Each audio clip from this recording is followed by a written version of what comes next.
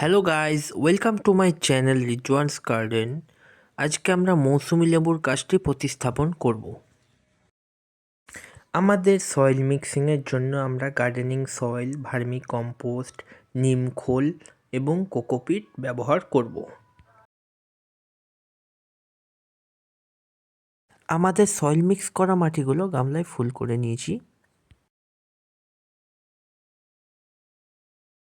গাছটি পলিব্যাগ থেকে বের করে নিয়েছি।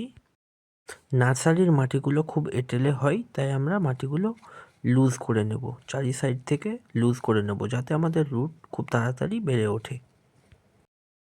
গাছটিকে আমাদের গামলার মিডিলে রেখে চারি সাইড থেকে মাটি দিয়ে চাপা দিয়ে দেব।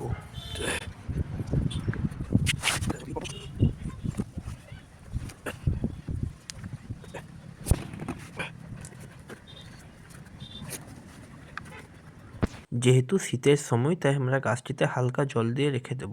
যদি ভিডিওটি ভালো লাগে অবশ্যই লাইক, শেয়ার এবং সাবস্ক্রাইব করে দেবেন। ধন্যবাদ ভিডিওটি দেখার জন্যে।